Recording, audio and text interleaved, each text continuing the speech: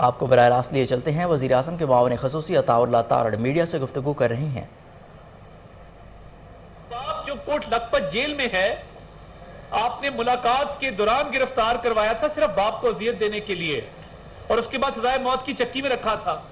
تب تو آپ کو نہ ظلم یاد آیا، نہ آپ کو کوئی انصاف کے نظام سے گلے پیدا ہوئے، اور تب بھی آپ کو کوئی خوف خدا نہ آیا جب آپ نے آحد خان چیمہ جیسے فرد شناس افسر کو 3 سال قید منہ سے کہنا آسان ہے، جس نے کاٹی ہے کبھی اس سے پوچھئے کہ اس خاندان پہ کیا گزری ہے، جس گھر کا فرد 3 سال کے لیے غائب ہو جائے۔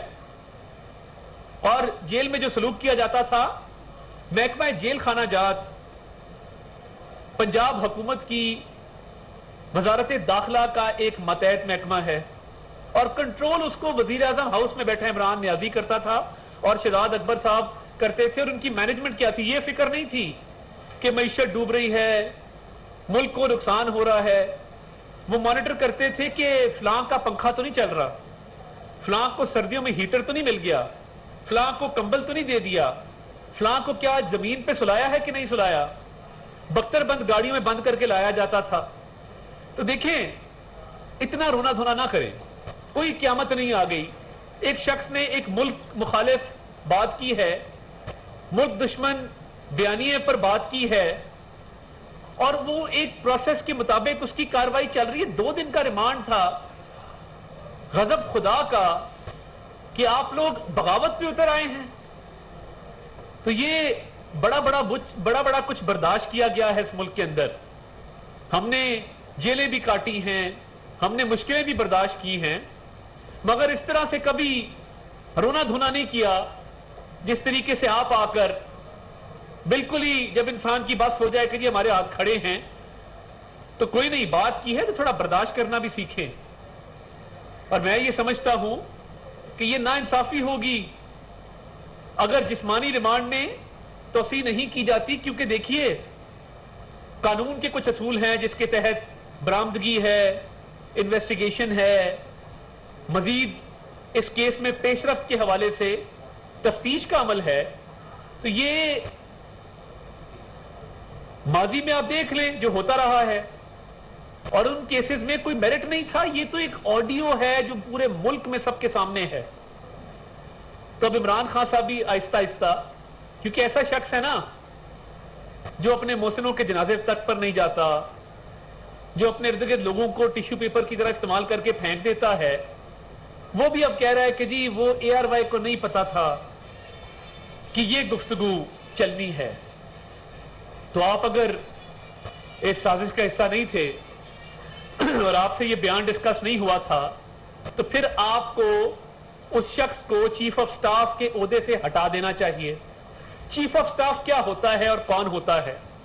اب چیئرمین تحریک انصاف عمران خان صاحب ہیں، اور وہ یہ کہتے ہیں کہ یہ شہباز گل نامی آدمی میرا چیف آف سٹاف ہے، یعنی تمام سٹاف، تمام معاملات، تمام کوارڈینیشنز میرے بہاف پر یہ کیا کرے گا۔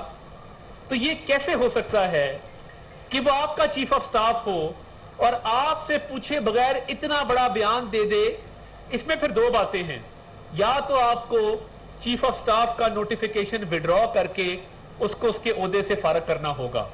اگر آپ لا تعلقی کا اعلان کرتے ہیں اور آپ کہتے ہیں کہ ARY تک کو نہیں پتا تھا کہ یہ بیان جاری کرنا ہے، تو پھر بھائی آپ اس کو چیف آف سٹاف کی پوزیشن سے فارغ کریں۔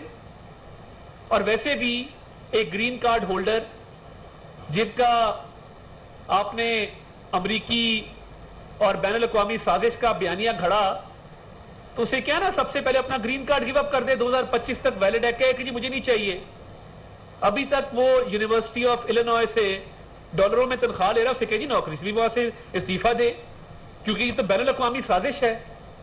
اور آپ نے اپنے جلسے میں بھارت کی فارن پالیسی کی تعریف کی، اور آپ نے کہا جی میں تو رشیا سے تیل لینے جا رہا تھا، ایک دستاویز دکھا دیں، منٹس آف میٹنگ دکھا دیں۔ چلیں آپ چھوڑیں کہ کوئی فورن آفس کا لیٹر ہو، منسٹری آف پیٹرولیم کا لیٹر ہو، وہ آپ چھوڑ دیں، آپ اپنے دفتر کی 1 منٹس آف میٹنگ دکھا دیں جس میں آپ نے یہ بات کی ہو کہ میں رشیا سے تیل لینے جا رہا ہوں۔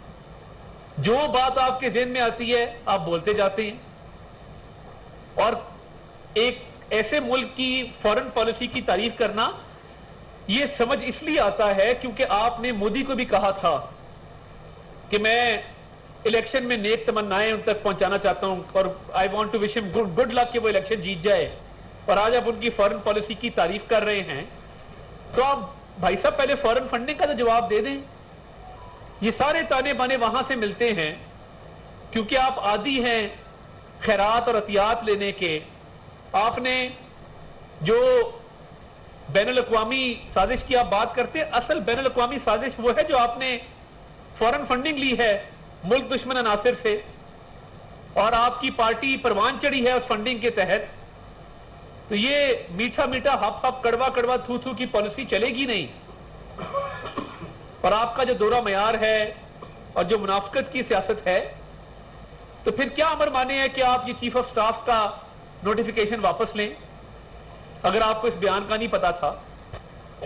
تو یہ بڑے تلخ حقائق ہیں کہ ایک سیاسی جماعت جس نے انتشار کی سیاست کی ہے, منافقت کی سیاست کی ہے, گالم گلوچ کی, نفرت کی, شرانگیزی کی سیاست کی ہے, وہ آج چیخو پکار کر رہی ہے کہ ہم نے شرانگیزی کی, ہمارے سے پوچھ گچھ نہ کی جائے, ہم نے ملک دشمن بیانیے کو فروغ دیا, ہمارے سے باز پرس نہ کی جائے. بھئی آپ انٹچیبل ہیں, آپ سیاہ کریں سفید کریں, آپ مالم جبا کریں, آپ فورن فنڈنگ کریں, آپ بی آر ٹی پشاور میں اربوں روپیہ کھا جائیں, آپ کو کوئی پوچھنے والا نہیں ہے. ایسا نہیں ہوگا. آپ کو عادت نہیں ہے, آپ بگڑے ہوئے ہیں, آپ کو عادت پڑ گئی ہے کہ آپ بڑے سے بڑی سیاہکاری بھی کریں تو آپ چھٹ جاتے ہیں, آپ کے خلاف کوئی کاروائی نہیں ہوتی. ایسا نہیں ہوگا, بہت ہو گیا. اور آپ دیکھیں کہ پنجاب میں دن بدن وارداتوں میں, ڈکیتیوں میں, ریپ کے واقعات میں اضافہ ہو رہا ہے, اور پوری وزارت داخلہ وہ ایک ہی کام پہ لگی ہوئی ہے, انتقامی کارروائیوں پہ, کہ ہمارے خلاف مقدمات کیسے بنانے ہیں. وہ وزیر بنے ہیں, کوئی وزیر داخلہ ہیں, وہ دن رات ایک ہی بات ہے, تا تارڑ تا تارڑ تا تارڑ تا تارڑ آ گیا, تا تارڑ چلا گیا. تو بھائی ڈکیتیاں ہو رہی ہیں, وارداتیں ہو رہی ہیں, خواتین کے خلاف تشدد کے واقعات ہو رہے ہیں, ریپ ہو رہے ہیں, ان کا نوٹس لیں, ان کا تدارک کریں. وہ مقدمات بنا رہے ہیں. اور مجھے کس کیس میں بک کیا ہے, 16 اپریل کو جو ڈپٹی سپیکر پہ حملہ ہوا تھا اس ایف آئی آر کے تحت ضمنیوں میں لکھا ہے کہ میں نے اسمبلی کے ایک اہلکار پر حملہ کروایا اور اس کو زخمی کر دیا, اور اس کی وردی جو ہے وہ پھٹ گئی اس جھگڑے کے دوران. یہ تو وہی بھینس چوری والی روایت ہے جو آج بھی آپ نے قائم کی ہوئی ہے. میرے پہ کوئی مقدمہ 25 مئی کے پی ٹی آئی کے لوگوں پہ تشدد کا نہیں ہے. اور کیا میں یہ سوال بھی رکھنا چاہتا ہوں, کیا تعزیرات پاکستان کے تحت ملک میں انتشار پھیلانے والوں کو روکنا جرم ہے؟ کیا جو لوگ پولیس پر حملے کریں, اور کانسٹیبل ایک شہید ہوا, کمال اس کا نام تھا, کیا ان لوگوں کو روکنا جو یہ پرتشدد کاروائیاں کر رہے تھے, کیا یہ جرم ہے؟ اس ملک میں اب سزا دی جائے گی اگر کوئی بھی سرکاری افسر یا وزیر اپنی سرکاری ذمہ داریاں نبھاتے ہوئے انتشار سے لوگوں کو روکے گا. تو یہ آپ کے ساتھ ادھر یہ بلو ایریا کی گرین بیلٹ ہے, کیا آپ سب نے وہاں پر درختوں کو جلتے ہوئے نہیں دیکھا؟ کیا آپ نے میٹرو بس کے اسٹیشنز کو آگ لگتے ہوئے نہیں دیکھی؟ کیا اس بات کی کھلی چھوٹ دے دی جائے کہ جس کا دل چاہے وہ سرکاری املاک کو نقصان پہنچائے؟ عوام کے جان و مال کو تحفظ فراہم کرنا کیا ریاست کی ذمہ داری نہیں ہے؟ اور آئندہ جو احساس ذمہ داری کرتے ہوئے عوام کے جان و مال کو تحفظ فراہم کرے گا, سرکاری املاک کو نقصان پہنچانے سے روکے گا, شرانگیزی سے منع کرے گا, کیا اس کے خلاف کاروائیاں ہوں گی؟ پھر تو نظام چل گیا اگر ایسا ہے تو. مگر افسوس کی بات یہ ہے کہ مقدمہ کوئی بنانا ہی تھا تو کوئی دیکھ بھال لیتے, کوئی اور چیز جو ہے اس میں آپ دیکھ لیتے. مقدمہ کیا بنایا ہے؟ ڈپٹی سپیکر پر جو حملہ ہوا, اور میں حیران ہوں کہ 2 غلط جگہوں پر نوٹس بھیج دیا. آپ نے وارداتیں کیا پکڑنی ہیں, آپ نے چوریاں اور ڈکیتیاں کیا پکڑنی ہیں؟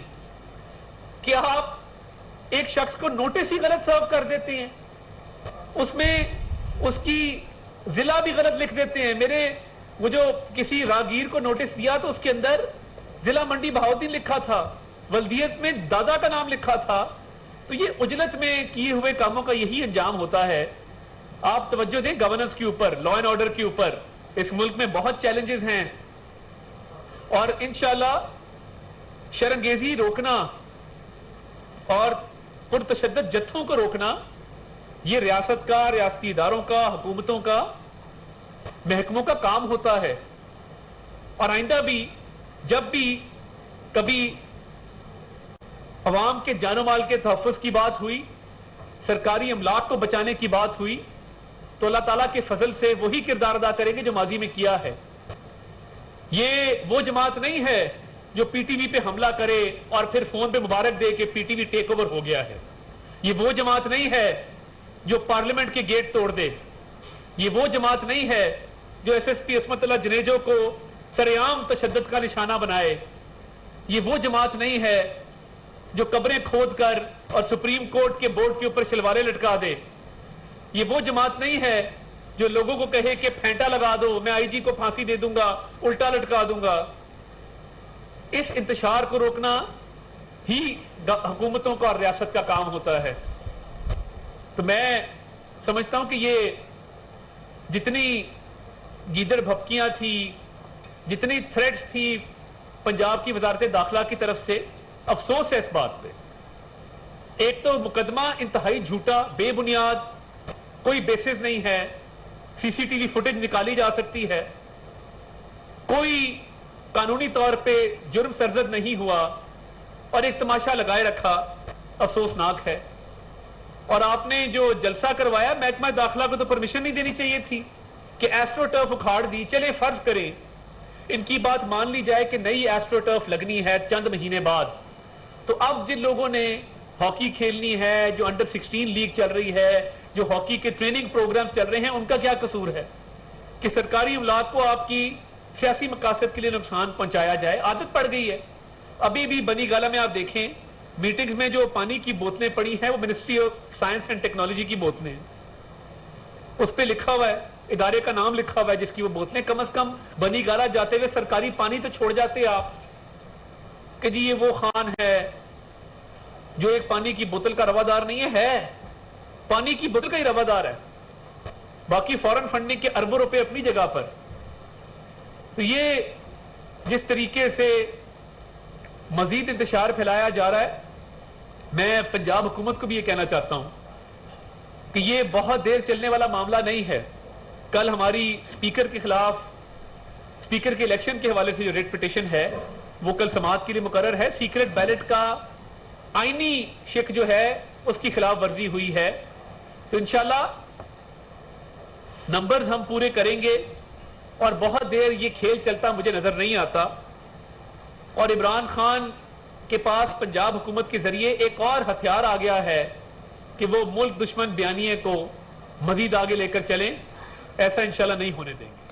وزیر اعظم کے معاون خصوصی عطاء اللہ تارڑ میڈیا سے گفتگو کر رہے تھے. ان کا کہنا تھا کہ آپ بتائیں کہ آپ کے چیف آف سٹاف نے آپ سے پوچھے بغیر ٹیلی ویژن پر اتنی بڑی بات کیسے کر دی. انہوں نے کہا کہ اگر عمران خان اس سے لا تعلقی کا اظہار کرتے ہیں تو شہباز گل کو ان کے عہدے سے فارغ کر دیں. انہوں نے کہا کہ عمران خان وہ شخص ہے جو اپنے محسنوں کے جنازے پر بھی نہیں جاتا. اس نے کہا کہ اگر جسمانی ریمانڈ میں توسیع نہیں دی جاتی تو یہ زیادتی ہوگی. ہم نے جیلیں کاٹی ہیں لیکن آپ کی طرح رونا دھونا شروع نہیں کیا ہے. ان کا مزید کہنا تھا کہ شہباز گل کی گرفتاری سے کوئی قیامت نہیں آ گئی. یہ ایک آڈیو ہے جو پورے ملک کے سامنے ہے.